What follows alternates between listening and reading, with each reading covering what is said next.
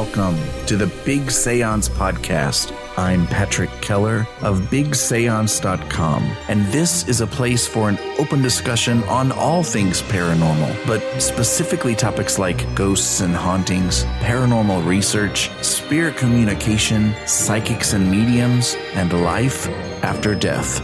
So basically, anything that pops up in my paranormal world. The candles are already lit, so you might as well come on in and join the seance. A born psychic medium, Dana Stricker has been reading professionally since the age of 15 and has been communicating with the other side for as long as she can remember.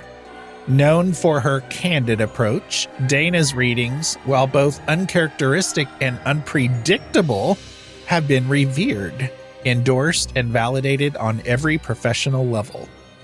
In addition to reading professionally worldwide, Dana uses her skills and abilities to work missing persons cases for multiple police municipalities nationwide. She is also involved in paranormal investigative research, working alongside numerous teams both in the United States and internationally. Dana serves as a teacher and mentor to numerous interns and students involved in the area of spiritualism and intuition. While Dana excels in both psychic and mediumship ability, she has exceptional skills in reading remotely. She is also a known and well-established medical intuitive. And if you want to learn more about Dana after this interview, you can go to psychicmediumdana.com. Welcome to the Big Seance Parlor, Dana. Thank you.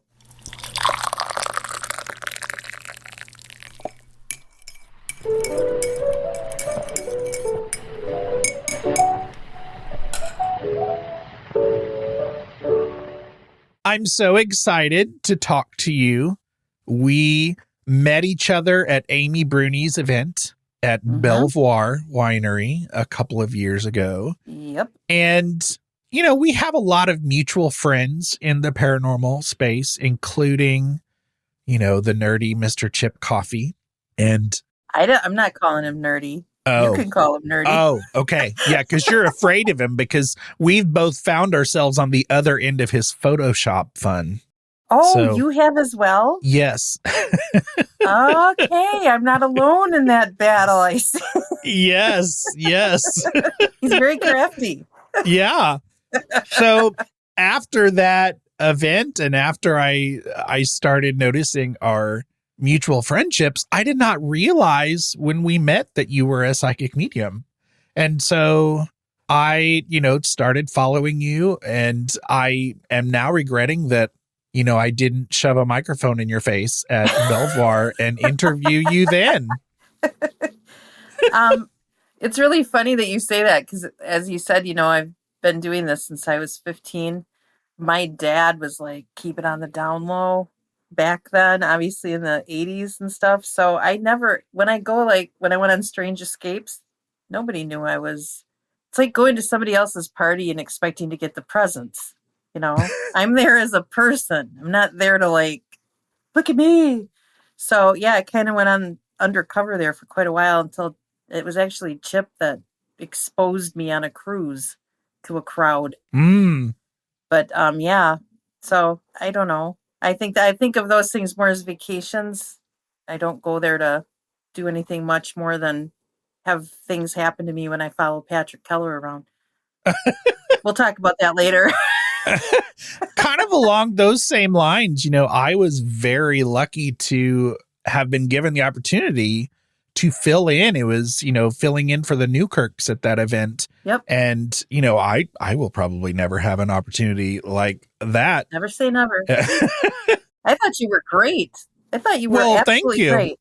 I had fun. I had a blast. It was really cool. And I really enjoyed nerding out in, I've told my listeners about this, there was 2 nights. It's just, 8 hours total of leading investigations for all the attendees, going through shifts And of course, Amy stationed me in the super creepy bunker where I also contracted COVID down in that bunker. No, are you serious?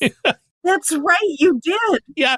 There was no ventilation and everything down there. Yeah. It was my first COVID. Yeah. And so then, of course, I scared Chip to death thinking, what? Do you have COVID? So then he had a COVID scare after that. Oh.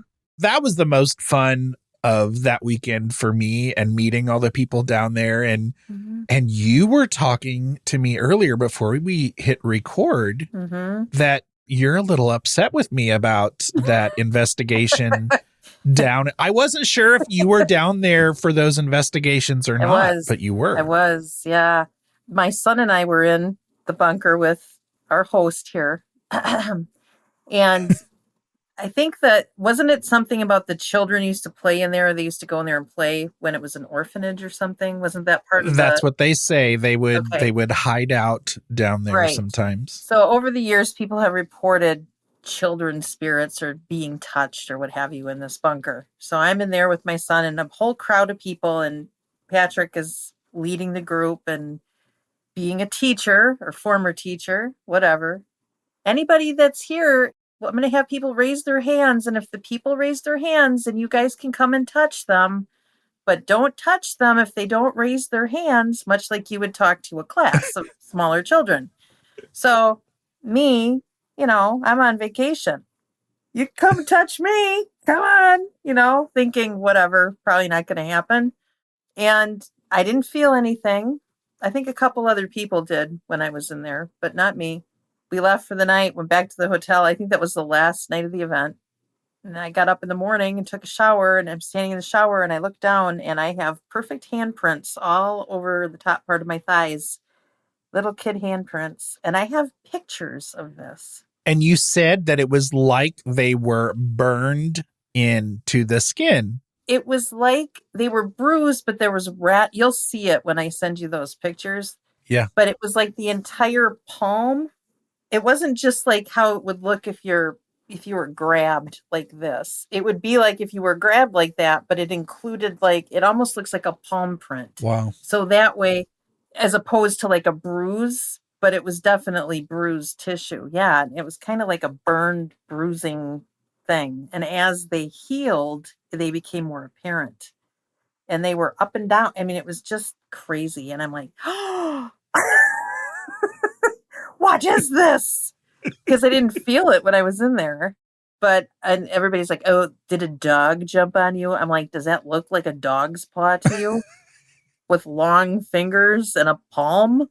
That's a weird dog, but, So I have no explanation for it. That I didn't run into anything. I didn't have anybody grab me in that particular area.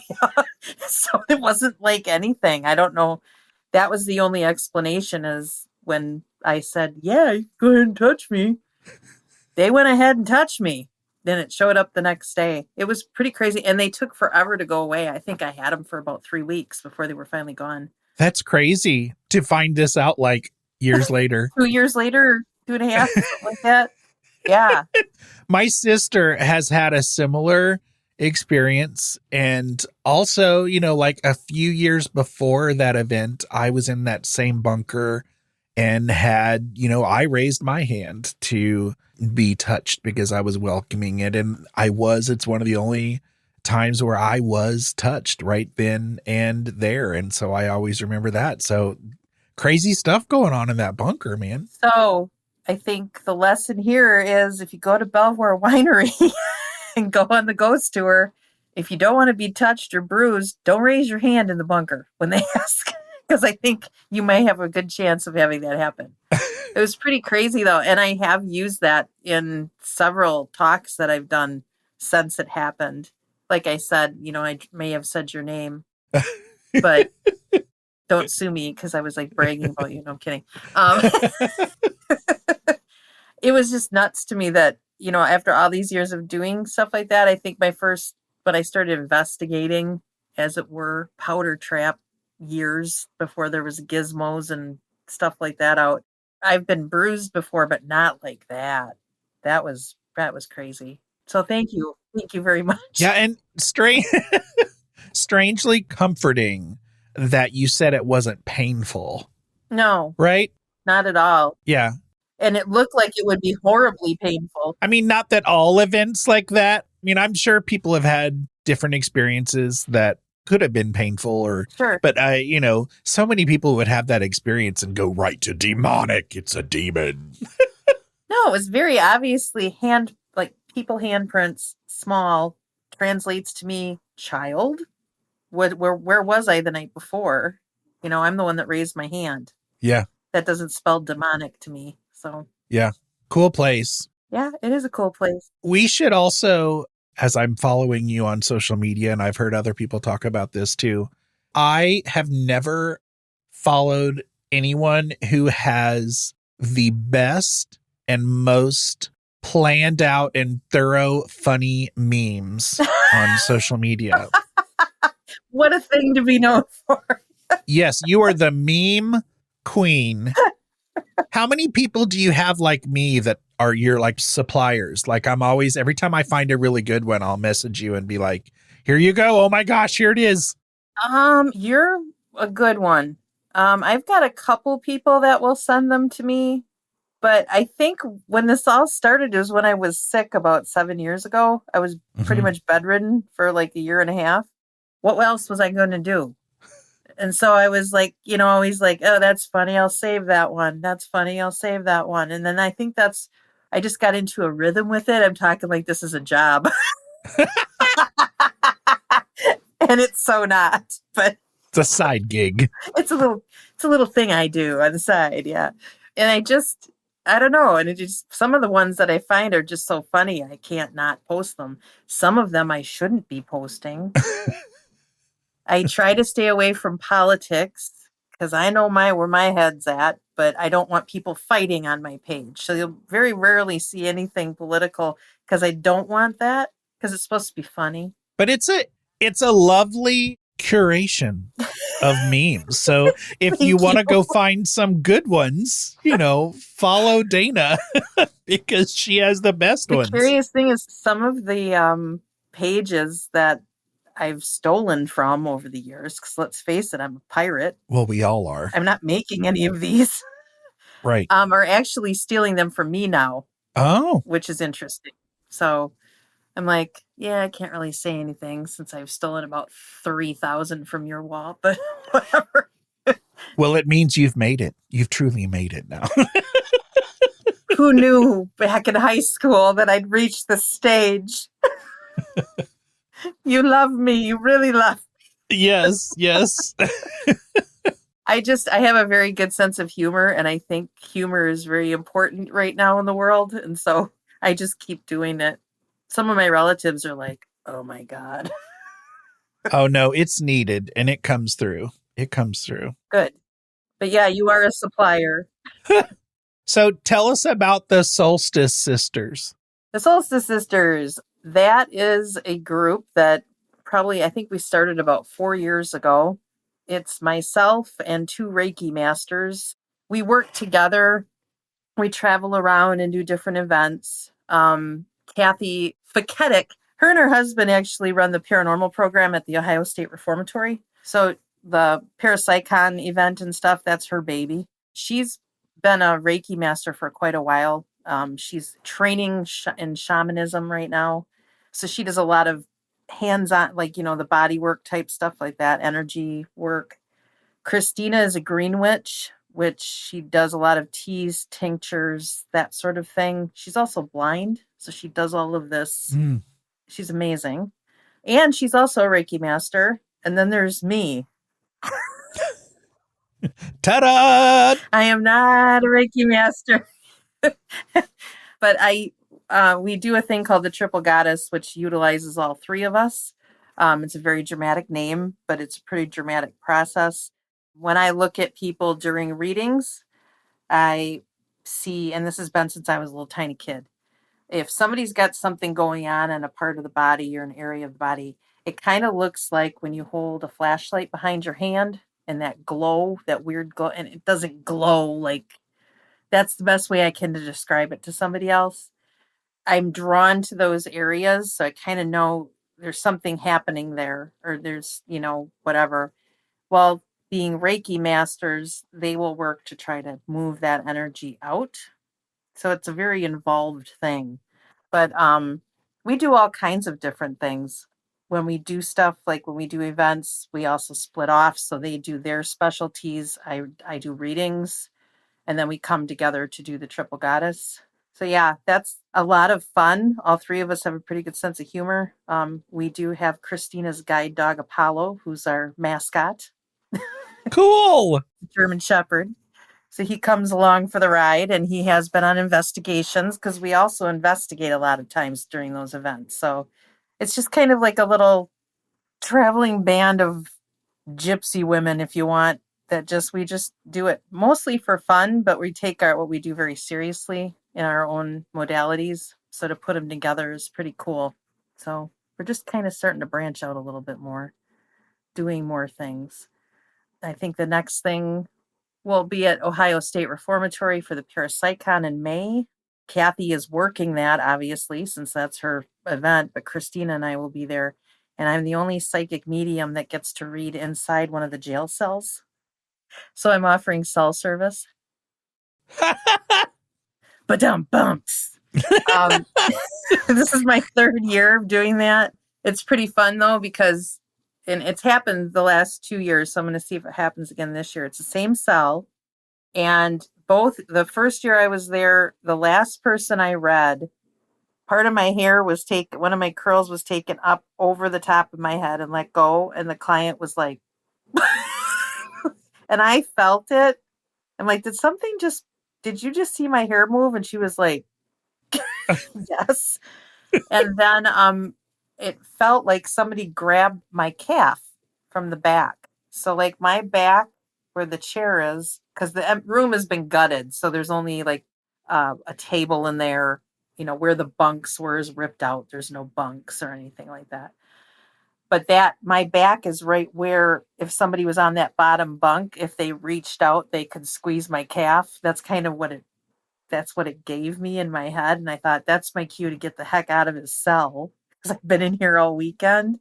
And I thought that was pretty cool, So last year I was on my last person and same thing again. And I thought, okay, let's see if it happens 3 years in a row. So I don't know if that's like my brain thinking it's coming, but I was kind of involved in the reading and wasn't really thinking about it too. So did it really happen again? Or was it like me anticipating it was going to happen? I don't know that. It sure did feel like it happened though. And it was the same 2 squeezes, like, time to get out, lady. Move it. It was pretty cool. Wow. And yet you didn't get a burn on your leg from that one. No handprints, nothing like that. Nothing, you weren't there though. So maybe you're the catalyst for this. I'm the missing element. You are. But that's a fun event that we do. And we've been working with the Kling brothers quite a bit. Not working with them, but they've had us at their events. Mm-hmm. We're going to be doing another one coming up in June. We were there last year, but this year we're actually on the, I don't know what you call us, the talent list or whatever. We're offering stuff this year. Mm-hmm. And that's at a Shenandoah resort in Virginia. It's just absolutely gorgeous. And I get to do a seance with Tim Shaw, which ought to be really fun. Love Tim. Yeah, me too. So that's pretty exciting for me. And there is a 1700s manor on that property. It's owned by Blue Green Resorts, but on that property, there's a really old manor house. And last year was the first time that anybody was allowed to investigate it. And it was pretty nuts in there because nobody's done it. So it wasn't like it's been tromped through. They use the bottom half of it sometimes for events because there's stuff built off the side of it. But yeah, little girl laughing, like plain as day. Something messing with the lights, and there was not even a light bulb upstairs in the top. It was crazy. There's crazy stuff going on up there. So this year we're going to do a seance in the house and see if we get something more. Oh, cool. So I'm pretty excited about that.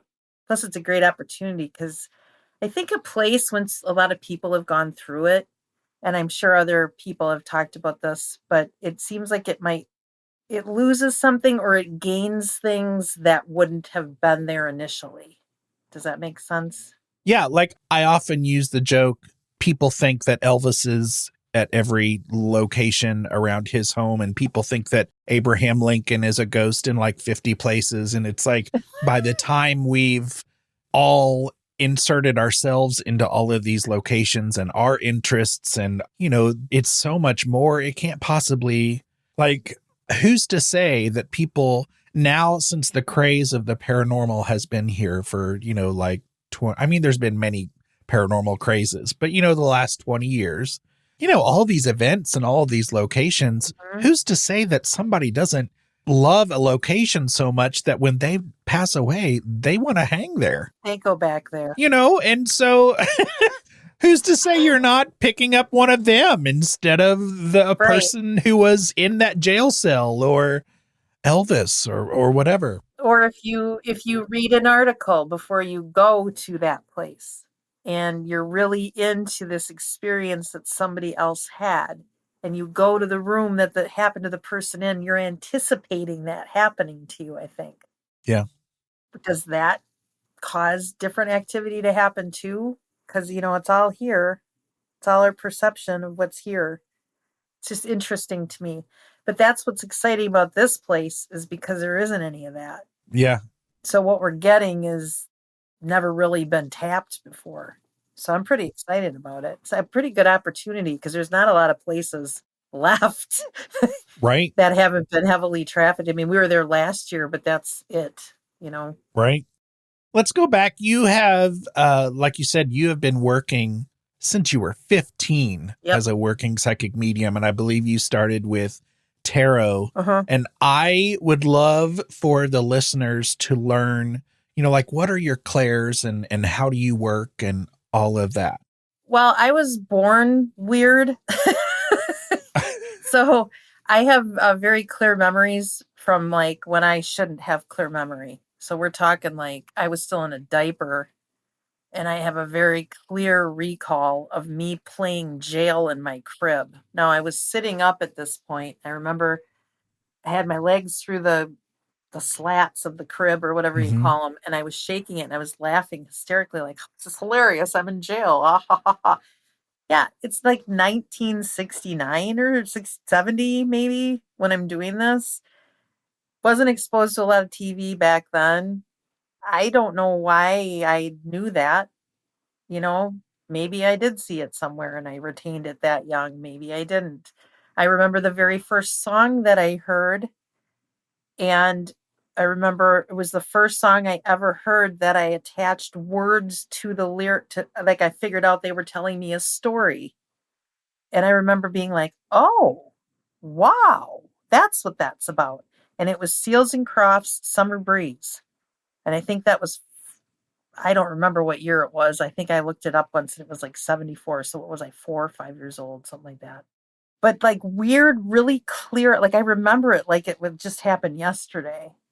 So I don't know what that's all about. I was seeing people at that age. My dad's Irish Catholic. He didn't know what to do with that. I had a man that would stand in the corner of our dining room and watch us eat dinner every night. I'm in my high chair and I'd be like, well, the man's here or whatever. And my mom would be like, oh, what is he wearing? And my dad's over there throwing out Hail Marys, you know? So it started very young. Your mom was supportive though? My mother is very supportive because it comes from her side, and she had experiences with spirit, you know, her growing up. She grew up very poor. So a lot of the homes that they lived in were really dilapidated, which I don't know if that's conducive to having more spirit attachment to it or not, but her experiences, some frightening, some not, were at these very dilapidated homes because they had no money, like literally no money for quite a few years. So she had like, you know, she called him the man on the wall, and one of them, and she was very young when it happened to her. So I think it comes from my mom's side. My older sister, zero, zip, nope. She doesn't get a lot.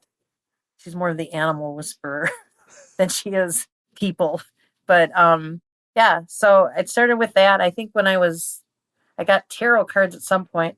A Ouija board was my gateway drug. My Go mom and dad you. were at a friend's and they were playing with one, and all it would spell out is get Dana, get Dana, get Dana. What? That's a true story. Yep. There's witnesses still alive that were there that night. I wasn't And there. it didn't make you fearful of it. You just went with it. No, I was like, oh, cool. I didn't know what it was either. So I went over there, and then it wouldn't work for him. So he ended up giving it to me, and I carried it around with me till I was about 18. And then I got rid of it, and then a whole bunch of weird stuff happened. I could go on for 12 years talking about that stuff here. But it was like just experience after experience after experience. And of course, this wasn't cool back then. This wasn't something you talked to a lot of people about back in the 80s. It wasn't like it is, I'm a psychic medium. People would have, no, my dad's like, you can read when I was 15. You can do this, but you're not doing it in town. Because my town only had like 1,500 people in it. Now we're up to 17, by the way. I still live here. But, progress. But, there was a couple of teachers that knew, my best friends knew. But outside of that, not really. And then I lived in Ireland, in Northern Ireland, for about a year and a half. And so when I was there, I couldn't work. So I got hooked up into some Celtic witchcraft type bunches of people, and they called themselves Druid. But now, whether or not they were actually Druid, I never saw that. So I'm not going to say that. I think that might just be like, I'm cool, I'm a Druid. I think it's just more of the Irish witchcraft, which is not bad witchcraft. It's just the way it was. But I read a lot, probably, I don't know how many, couple hundred people when I was there. So it was a good practice, if you will. But I still was doing tarot. I didn't stop using tarot until probably about 17 years ago. I was at a party, I'm the Tupperware, they have me over and I read all these people. So I call it the I'm a Tupperware party. I'm the redneck of psychic mediums, by the way. The tarot maybe helped you learn to tune in. Oh, I'm sure it did. And it's almost like tarot was becoming a pain in the neck for me because, again, it's come more full circle now. It's much more understood and approved, or whatever you want to say it is now, than it was then. I would do tarot and you'd have people that would focus on the death card, and they'd focus on the tower, and they'd focus on the chariot, and they'd focus on all these bad, what they perceived as bad cards. So I would spend a lot of my time trying to explain to them and educate them that that's not exactly what that means. You have to look at where it falls in conjunction with what card and this and that and the other thing. And that was taking up half the reading, was explaining for them that they're not going to die in a fiery crash. Yeah. That I knew of, that this was meaning this. Does that make sense? So one day I went and I had I think I had 8 or 9 people at this thing. And I heard I call her my battle axe. It's, if you want to call it a spirit guide. I hate taglines like that. By the way, I'm not real spirit speaky that way. She showed up when I was about Star Child, Glory be. Yeah. I am blessed. She showed up and it's just a voice. I can't see her, but she's always been over this shoulder. And she showed up when I was 3. And I was crawling into a little cubby that we used to throw laundry down into our basement. This is in Milwaukee when we lived there. And I could see my mom through the floor because there was a hole drilled in the floor for probably wiring or something at some point. And I could see my mom doing laundry. So I'd crawl in there and peek at her through this hole in the floor. And I went in there one day and from behind me, I heard, "Get out of there." It was like this really Germanic, loud woman. And it scared the out of me. And she never went away after that. So a lot of times when I read, I'm getting barked at, certain things. It's not all oh, I'm intuitive and I'm getting this. I'm getting yelled at by her. So I guess it's a spirit guide. A somewhat abusive spirit guide, maybe. Yeah, that's why I've had 2 other friends that are psychic mediums or mediums that have seen her. they're like, who's that woman that's hanging out behind you? And I'm like, oh, you see her? What does she look like? Because I've never seen her. I'm expecting like a Helga, just because she's got this real Germanic. If I say she's German, I get yelled at for that. She's not German. It's Germanic of something. Mm. But I sound like a lunatic, don't I? But it's the truth. No, this is fascinating. So she's like, I'm not German. And I'm like, okay, fine. So I'm asking these women, I'm like thinking she's like this real beefcake lady, you know? They're like, oh, she's got dark hair. She's got like a scarf tied around it. She's real petite. And I'm like, what? That's not at all what I envisioned. Some psychic medium I am. I can't even identify my own person. But a lot of mediums say that they struggle to for themselves, Oh, I can't read myself. I think that's a blessing, even though at the same time it's almost like God's little joke or the universe's little joke, whatever you want to address the higher power. But at the same time, I'm not going to do what I'm supposed to do. What for me, if I know each and every little thing, or if I'm stopping myself from doing certain things. Yeah. So it's probably a good thing I have Olga Helga battle axe back there telling me stuff sometimes. Or scaring you away when you don't need to be there. Right. So, like I said, it's a super long story because I've had all these really weird, just when I thought I would stop, I grew up with scratches all over my back, constantly getting scratched. My bed would vibrate and bounce.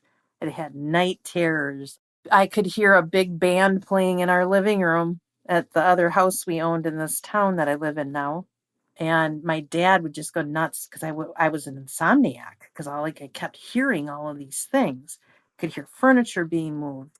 I could hear like big band music, people talking, but it was like indecipherable, but it was like a crowd talking.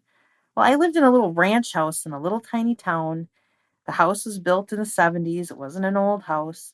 And I'm telling you, I'm hearing this. Years go by. My dad passes away. Hopefully he heard this when I got validation though. And we went to sell that house. And the gentleman that was our realtor had grown up here. And I didn't move here till 75-ish. And he was chatting. He goes, oh, yeah, I remember when this was the park down here. And I go, I thought it was a junkyard at one point where this subdivision was that we lived in. He goes, no, this is where the park was. He goes, in fact, right where your house sits is where the bandshell was. And I looked at my mom and I went, told you. I told you. Oh my gosh, I bet you did. I was just like, the angels came down and sang. I thought, hallelujah. I finally got proof that I was hearing that because it went on forever. And, my poor dad, I had thrown off TKR when I was like 16, 17 years old. I blew up a microwave, a couple of them, actually. That was all tied in. He wouldn't let me in the kitchen for like 6 weeks one time. And I need to write a book. For real. For real. And that didn't last very long. That was probably like maybe a year. And my dad was an electrician, so it wasn't like our wiring. So he blamed me and he was probably right. But at that time, I didn't even know what TKR was. I don't know what TKR is. What is TKR? It's like telekinesis. So like when... Oh, okay. Yeah. When girls go through like puberty or whatever, and they're throwing off all this charge, it's electromagnetic charge. A lot of the times there's like poltergeist type activity. I know this now. I didn't know it then. Yeah. And yeah, I used to like walk by light switches and flip them on and off. Just think I'd be like, I was like, Carrie or something. I'm like, I wish to God I could do that stuff now. But I would sit there and just stare at it. And you know how you do that as a kid? You're like, I'm going to make that turn on with my brain. And it actually happened a couple times, but I don't know if that was really me doing it or maybe there's some spirit over there like, let's freak her out. I don't know. Socially, it probably made things kind of hell for parts of your childhood, right? I hid a lot of that. I was bullied all the way through grade school anyway, because I was very tall. I was chubby. I was shy, believe it or not. I couldn't. My band teacher, I was second chair clarinet, and made it to first chair, and my band teacher in 8th grade said something sort of snarky, but it was a joke. I had to leave because I was crying so hard. I was so humiliated that he had pointed me out. Oh, Now look at me, a giant goofball. But but yeah, that part was a challenge. But high school was a whole different ballgame for me. High school was very different. I took a theater class at the Gifted and Talented program. Believe it or not, at one point in my life, I was considered gifted and talented, like scholastically. wow. Congrats. So I qualified for this. For a summer, I went to the University of Wisconsin-Whitewater and took adult college courses. And one of them was a theater class. And that helped me a lot. It was like the old hippie theater classes where you have to trust people to catch you when you fall in the circle. Nice. Yeah. But it worked. So high school was, though, when it really kicked into gear, and I really kept it down here. And again, only a couple of some teachers knew, my best friends knew, but I was afraid I would be ostracized. I'd been bullied all the way through grade school. So finally I wasn't. And at that point I was like, I'm not going to risk it by announcing all this. So, but it'd been going on for years and years. My cousins remember it too. I was a weird little kid walking around talking about an old woman died here. Anyway, I'm curious to know, and it's one of my favorite questions to ask any of my psychic medium guests, and that is, do you have an idea of what life is like on the other side from your work? I can tell you what I feel it's like, what I feel I've been shown to some extent. A lot of I have one particular client. I'm going to use this as an example because it's probably the best way to tell you. She wanted to know how I think it was her mother had passed, the initial person that I read her for.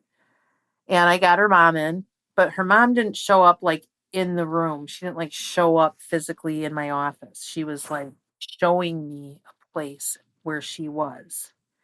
And it was very not what I expected to some extent. It was an old white farmhouse, and it had a big wraparound porch, and it was one level. It wasn't like freshly painted and perfect. It was lived in, but it was nicer. And it had a very specific type roof on it. And I remember drawing it because I couldn't really describe it very well. There was like little peaks within peaks, almost like a New England looking thing. I can't think of what they call them.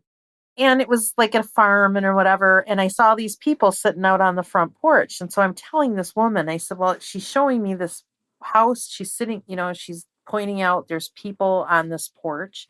And I'm not paying, I've had my eyes closed. So I don't know what she's doing. And I opened my eyes. I went into I'm like, there's flowers. And she goes, that's I think it was her grandma's or great grandmother's original farmstead. So her mother chose to show me that that's where everybody was. Now, that's what she decided to show me. Yeah.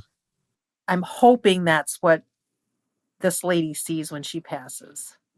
But to be honest with you, I think if there's a choice to be made, I think we make our own heaven. My favorite idea of it, as someone who's not a medium, is as weird as she was and had her issues, Sylvia Brown. Yes. Yes. Girlfriend Can Write a Book. Oh my gosh. And her Life on the Other Side book. I love the idea that we create just in our mind where we want to stay on the other side and what we're going to do and what our home is going to be. And that's what I thought about when you were describing that.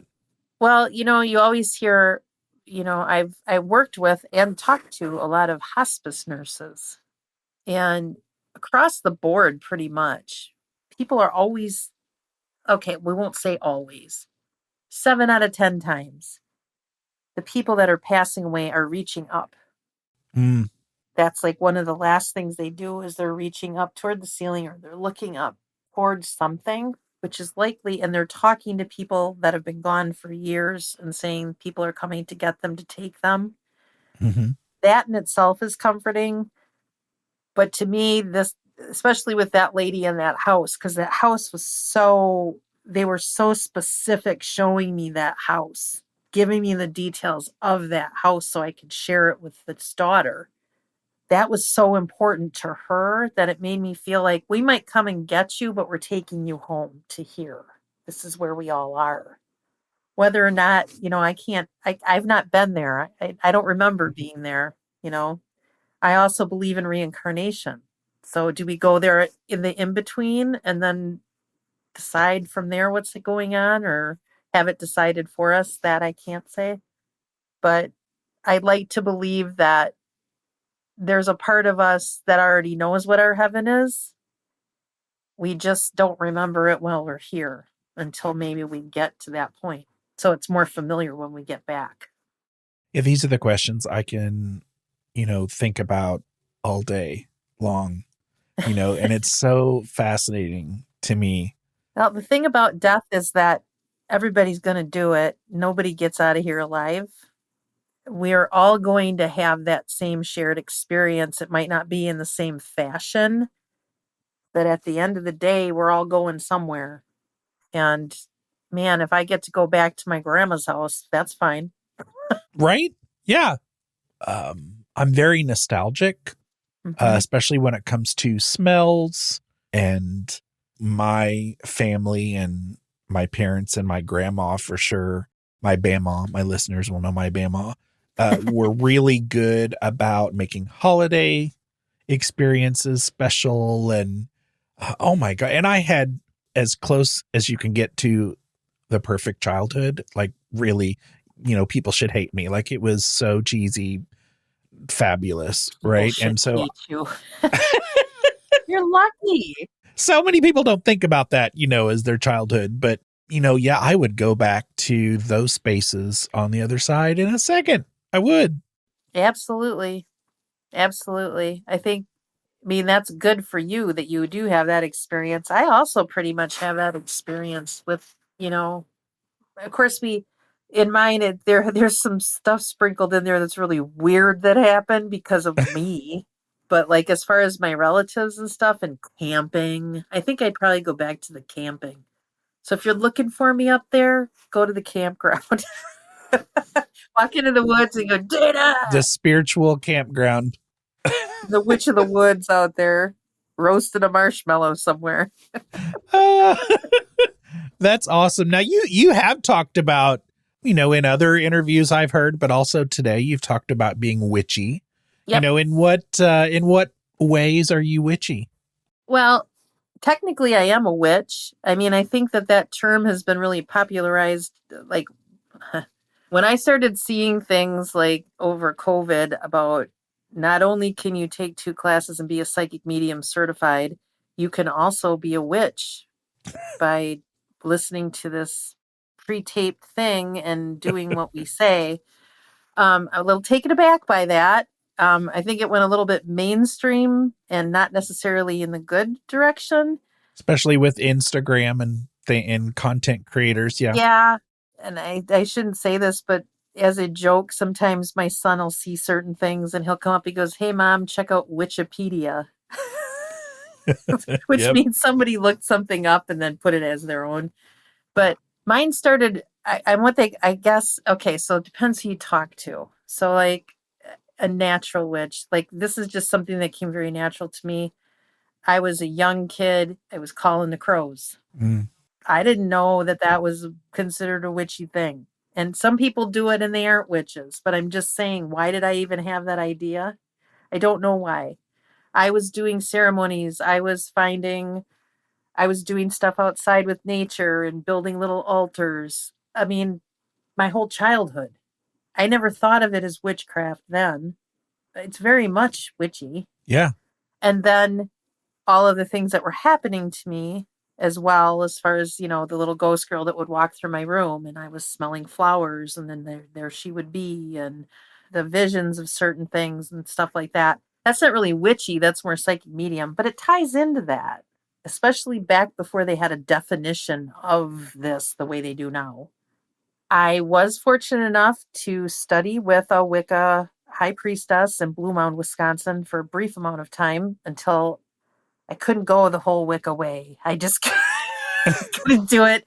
I think that they're wonderful human beings, don't get me wrong, but I need running water. And she was really hardcore, like vegetarian, which is also okay. But at that time of my life, it was a little bit too out there for me. I'm from Wisconsin. Yeah. I mean, I'm casserole country here. It's not really conducive to eating raw almonds and dancing around a fire. I did do the fire bit. Oh, you said casserole country. Stop. I am casserole country. Give me a can of cream of mushroom soup and I'm your girl, man. I can make you anything. And that's not witchcraft. But I did study a lot of the different things. I have several friends that are in covens, for instance. I am not a coven girl. I am independent. I do my own thing. I'm not worshiping the devil. I'm not doing I've done a few things in the past that I probably couldn't have done as far as darker things. It usually had to do with a bad guy or something like that, but I never tried to harm anyone either.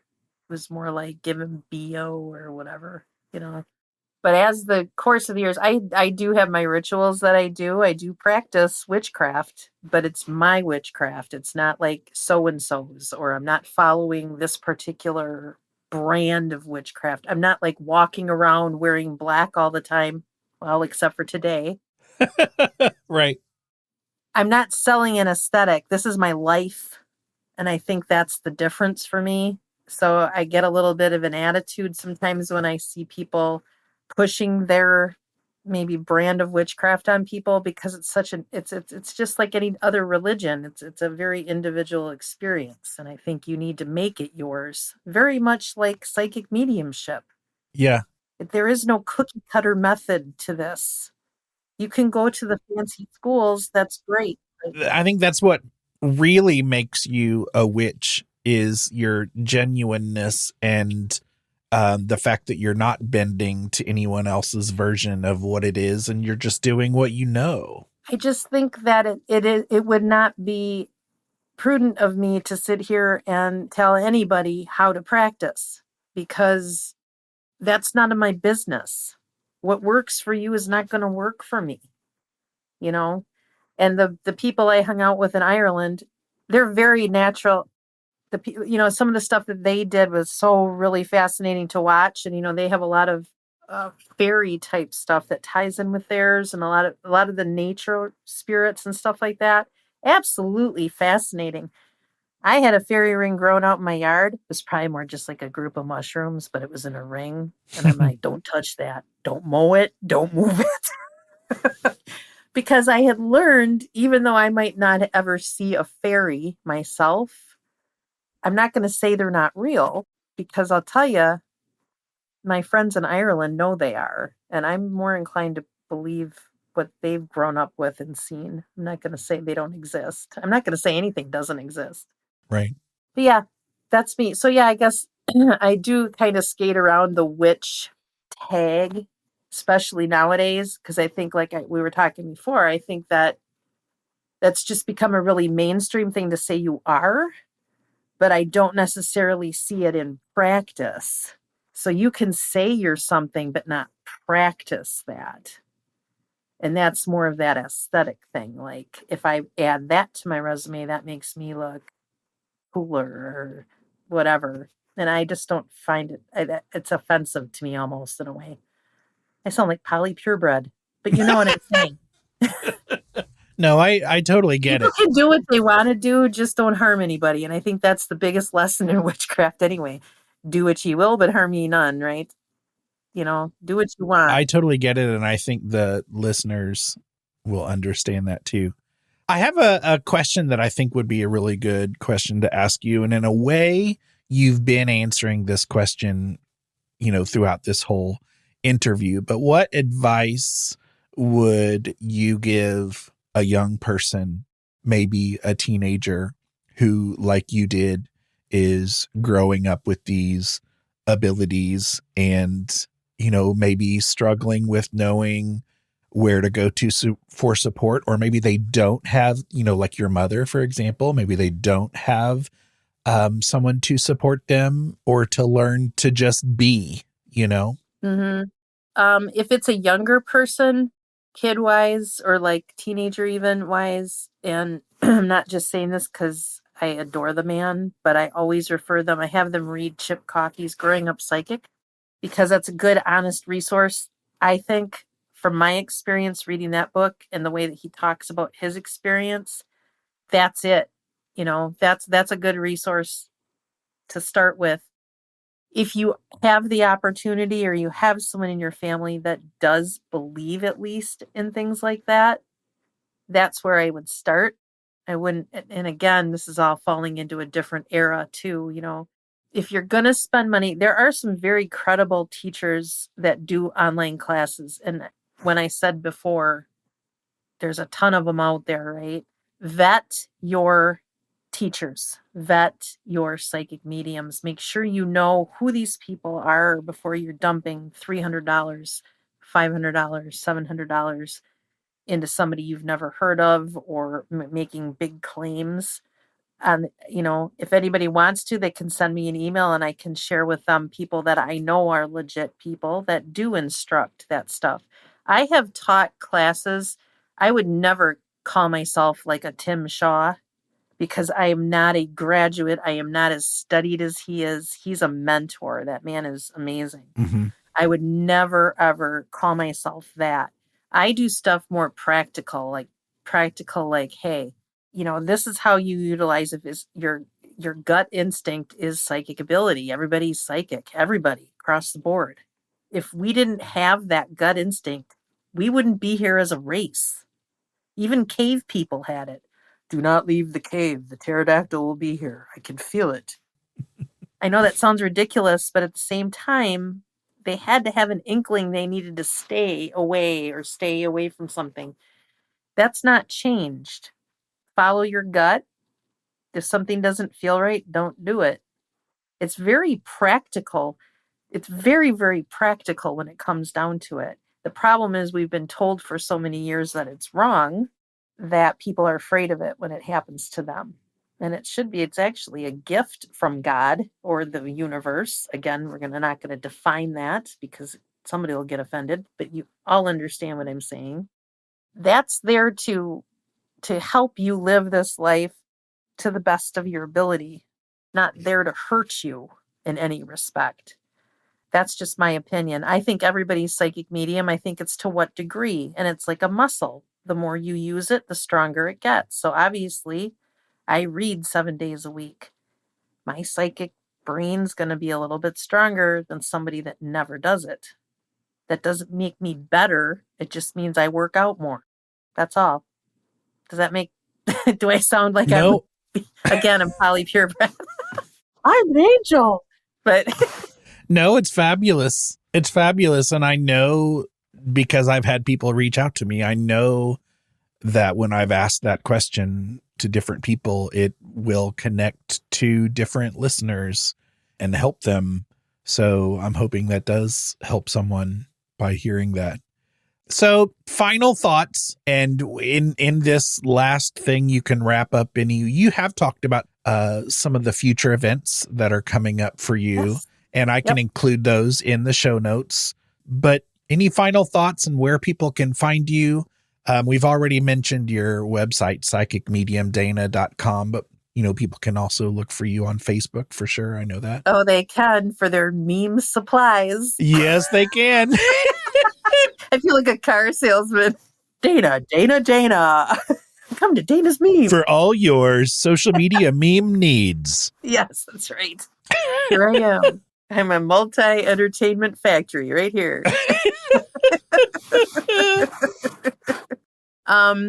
Final thoughts. I feel like I talked about myself too much, but I guess that's the point of the exercise, isn't it? That's why you're here.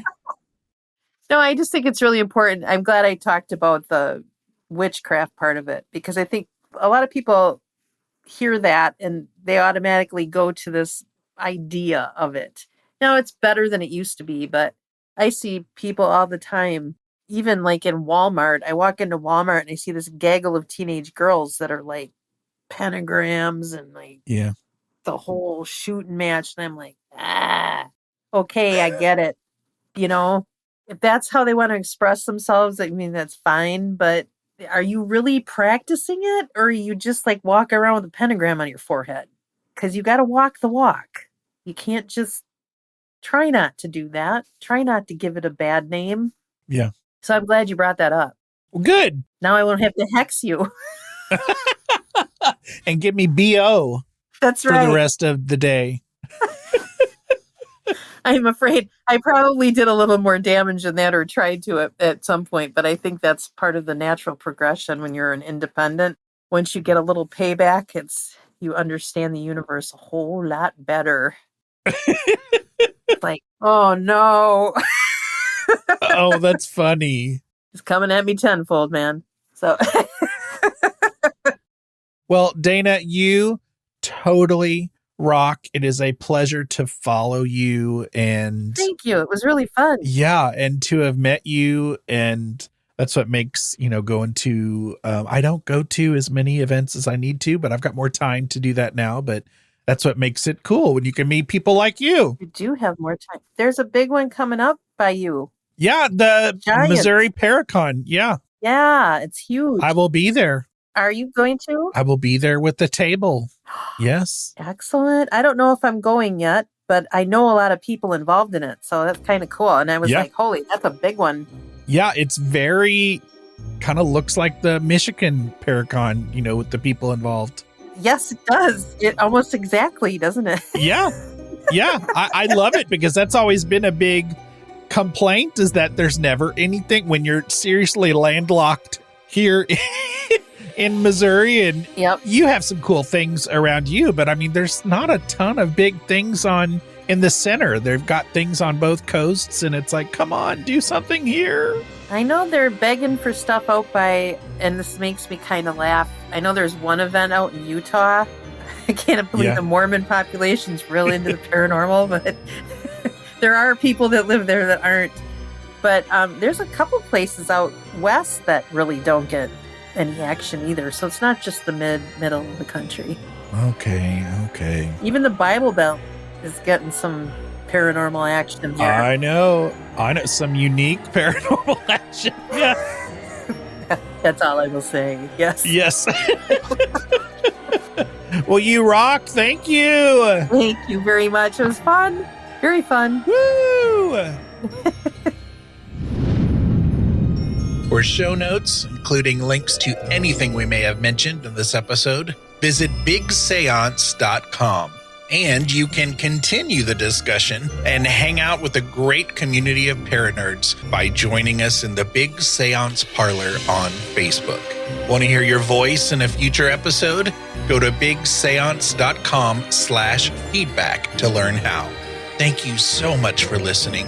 Unfortunately, it's time to blow the candles out, but we'll see you and light them again next time.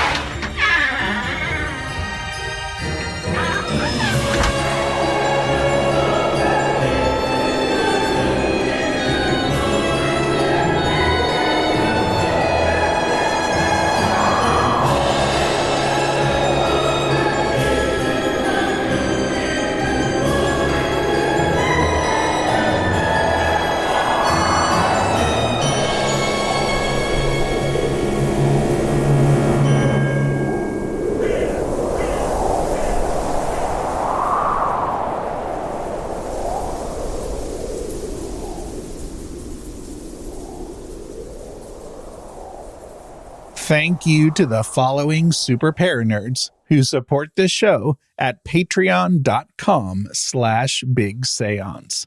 Sue, Jen, Michael Henson, Daryl, Anne Marie Sullivan, Natalie N., Josiah Lorenzo, and Susan Davey. My supporters at the Parlor guest level, who can be found at bigseance.com/parlor guests, are Anne Rekovich from ozparatech.com, Dina DeCastro of Dina DeCastro Astrology, Janae Michaels from Grey House Tarot and Farm Artifacts, Amy Park Gedicke of amyparkg.com, Lonnie Scott from weirdwebradio.com, Lana and John of Carbon Lilies, Midge Munster from midgemunster.com, Heather N. of dancingbeealchemy.com, Diane Razmataz, Stephen St. Amour, Tracy, Andrew Watson, Amy Taylor, Danielle Hemberry, Christine Rath-Selhe, Mindy Kentop, Hope Battaglia, Cass and Bailey, Melissa Armour, Janet Shaw Binns, Bruce Williams, and Christopher Kohler. And I currently have 4 fabulous listeners who support the show at the $10 level, which, as you know, isn't even a thing. Those Paranerds are Glenna Becker, Peggy Hagan, and Steve and the lovely Judy Skinner. I also have 3 wonderful listeners who support the show at the completely made up $20 level. And those peeps are Norman and Linda Keller and Kevin Gilbert. Thank you, Paranerds.